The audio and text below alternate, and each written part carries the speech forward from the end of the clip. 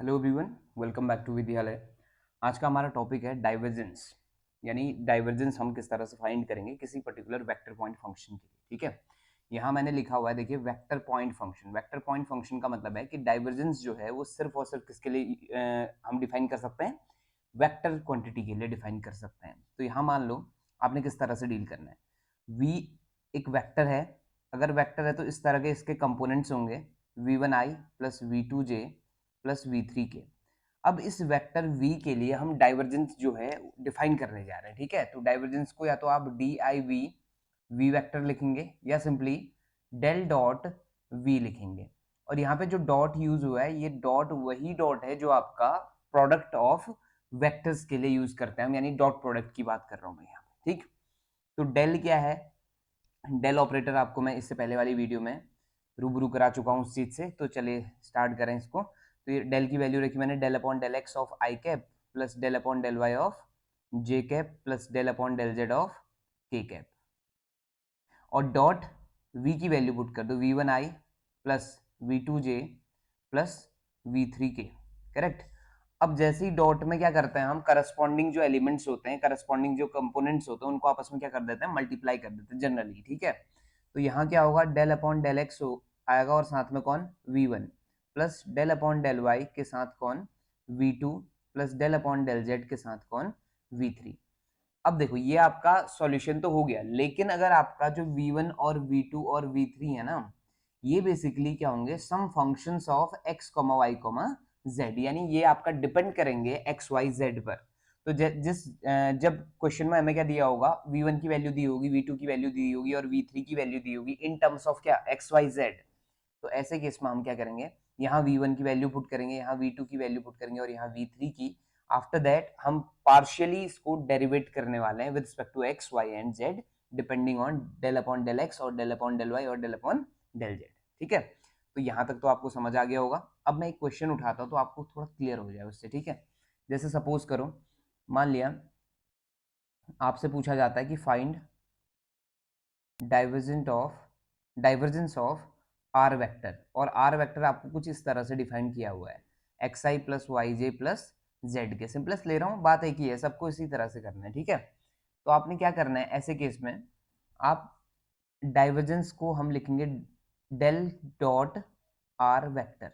तो डेल का मतलब आप जानते हो, del upon del x of i plus del upon del y j plus del upon del z k. ठीक है, आप चाहो तो डायरेक्ट ये फॉर्म भी यूज कर सकते हैं। ठीक है, जो फाइनल में हमने ऊपर लिखा हुआ है, डॉट में कौन आ जाएगा, x i plus y j plus z के। करेक्ट। अब डॉट प्रोडक्ट का आपको पता है, तो ये बनेगा del upon del x of x बनेगा plus del upon del y of y बनेगा plus del upon del z of z बन जाएगा। ठीक है, और इक्वल टू अगर मैं सॉल्व करूं तो देखो, अब आपको क्या करना है, इस x को पार्शियली डेरिवेट करना है विद रिस्पेक्ट टू x। तो x का x के रिस्पेक्ट में डेरिवेटिव कितना हो जाता है, 1, same as for y, same as for z। तो फाइनल जो आंसर आएगा वो कितना आएगा, 3। और ये कैसी क्वांटिटी होगी, ये एक स्केलर क्वांटिटी होगी। स्केलर क्वांटिटी आपका फाइनल आंसर होगा किसके केस में, डाइवर्जेंस के केस में। तो एक क्वेश्चन ये भी बन सकता है कि आपका नीचे कुछ ऑप्शंस दिए होंगे आपको और उनमें से कहेगा कि इनमें जो फाइनल आंसर आता है स्केलर किसका आएगा, या इसमें से कौन सी क्वांटिटी स्केलर है। तो वहां से भी आप इसको समझ सकते हैं। ठीक है, एक क्वेश्चन वहां से बनेगा इस पे। चलो इसी पे एक इंपॉर्टेंट चीज बता रहा हूं मैं आपको, सोलिनोइडल वेक्टर जो रिलेटेड है किससे, डाइवर्जेंस से। तो ये कौन सा वेक्टर की बात कर रहे हैं हम, सोलिनोइडल वेक्टर। ठीक है, तो सोलिनोइडल वेक्टर कौन होता है, अगर कोई वेक्टर v हमें दिया हुआ है, अगर इसका डाइवर्जेंस क्या आ गया ना, जीरो आ गया, यानी किसी भी वेक्टर का अगर डाइवर्जेंस जीरो आता है तो उस तरह के वेक्टर को then v vector is said to be solenoidal vector. तो ये बड़ा इंपॉर्टेंट क्वेश्चन बनेगा। देखो आपको क्या दिया होगा, आपको चार ऑप्शंस दिए होंगे। ठीक है, और पूछेगा कि which of the following is सोलिनोइडल vector. तो हमें क्या करना होगा, फर्स्ट वाले को चेक करेंगे आप, इसका जो डाइवर्जेंस है वो जीरो आ रहा है नहीं आ रहा है, हमें वही देखना है। ऐसी सेकंड वाले के केस में, थर्ड वाले के केस में जिसका डाइवर्जेंस जीरो आ रहा होगा, हम उसको कहेंगे कि आपका ये वेक्टर क्या है, सोलिनोइडल वेक्टर है। यहाँ से क्वेश्चन फिक्स है कि बनेगा बनेगा। करेक्ट। हाँ, तो इसी में एक नया जो टॉपिक है वो शुरू करने जा रहे हैं जिसका नाम है curl of a vector function. Curl of a vector point function. ठीक, तो हम क्या इसमें देखेंगे कि आपका कर्ल किस तरह से फाइंड करते हैं किसी पर्टिकुलर वेक्टर फंक्शन के लिए। तो यहाँ भी आपने कैसा फंक्शन लेना है, वेक्टर फंक्शन लेना है। देख लो एक चीज समझ लो, ग्रेडियंट हमने डिफाइन किया हुआ था, तो ग्रेडियंट में हमने जो फंक्शन लिया था वो कैसा था, स्केलर। और जो फाइनल क्वांटिटी आती है, देखो फंक्शन तो आपका हमने स्केलर लिया था, लेकिन जो फाइनल क्वांटिटी आती है वो कैसी क्वांटिटी आती है ग्रेडियंट के केस में, वो एक वेक्टर क्वांटिटी आती है, करेक्ट। और डाइवर्जेंस इससे जस्ट पहले बात हुई है, तो डाइवर्जेंस में हमने देखा कि आपका क्वांटिटी कैसे लेते हैं, वेक्टर, और जो फाइनल आंसर आता है वो क्या आता है, एक स्केलर।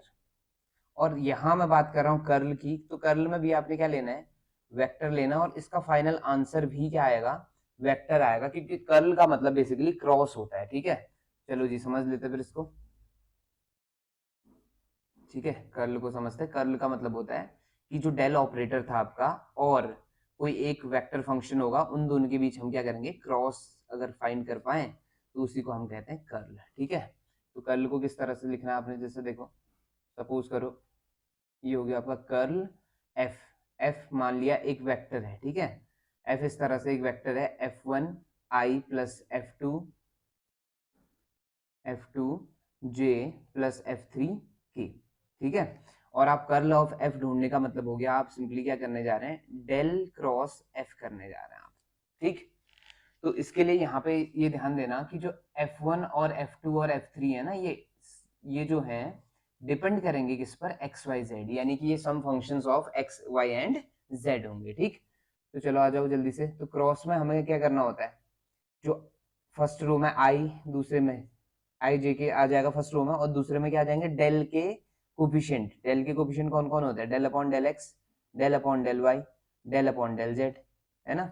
और लास्ट रो में आ जाएगा एफ के कोफिशिएंट्स, यानी इस तरह से।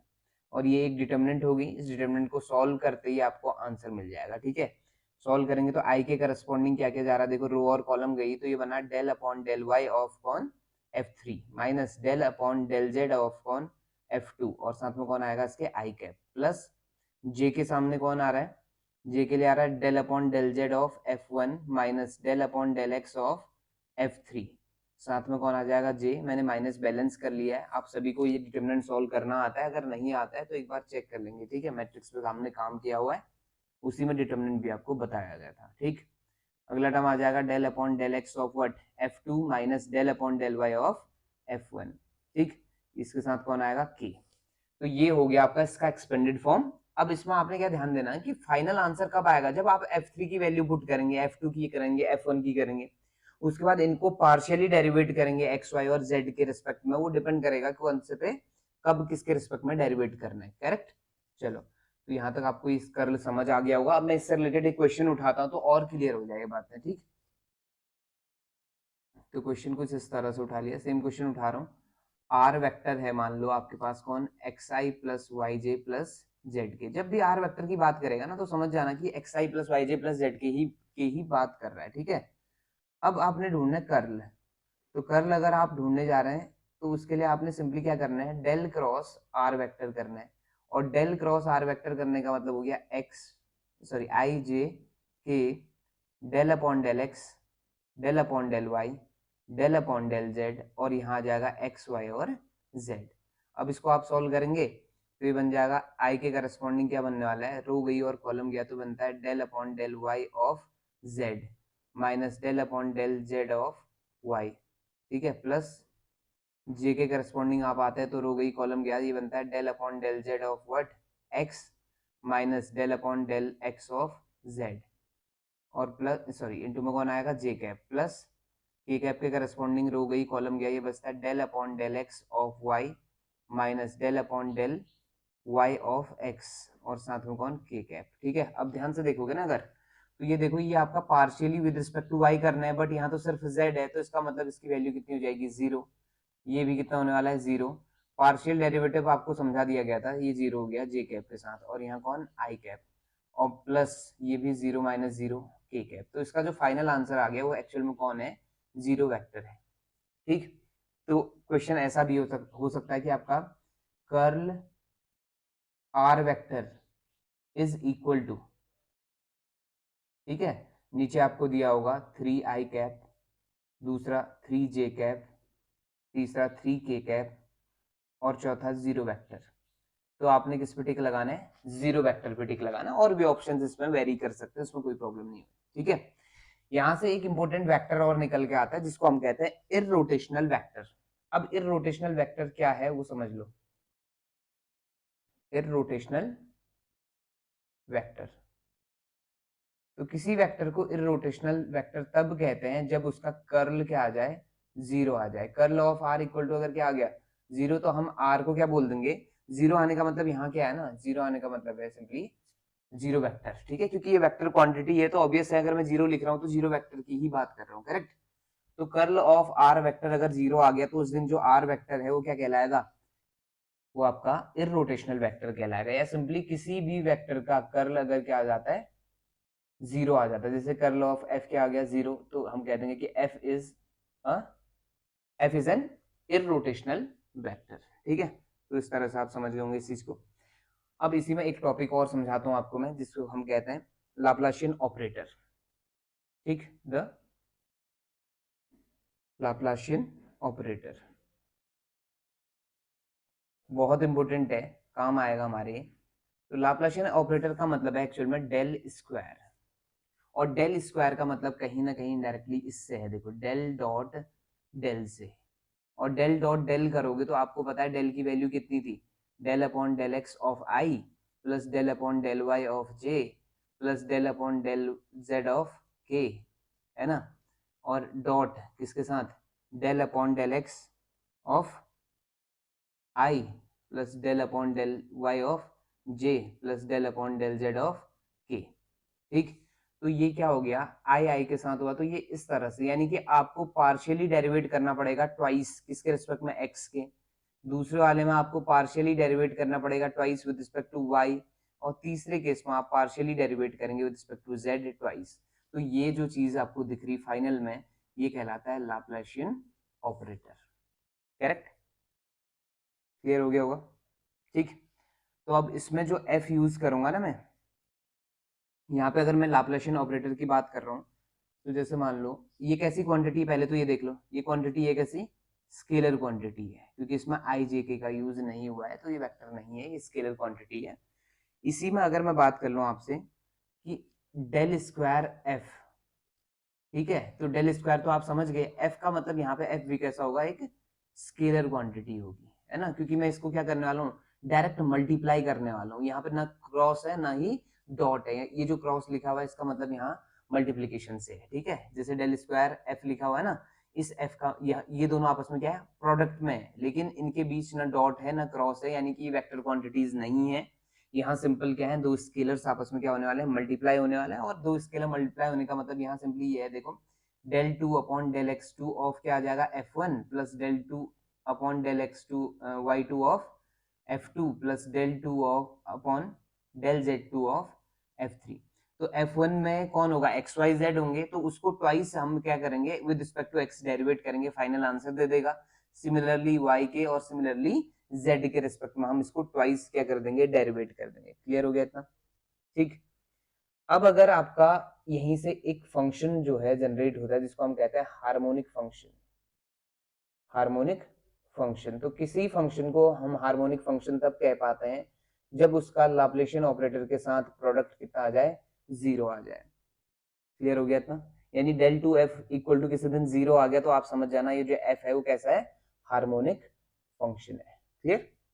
चलो जी, आज की कहानी में इतना ही हम काम करेंगे। अगर आपको वीडियो पसंद आ रहा है तो please do like share and subscribe. आपसे मिलेंगे नेक्स्ट वीडियो में। Thank you so much for watching.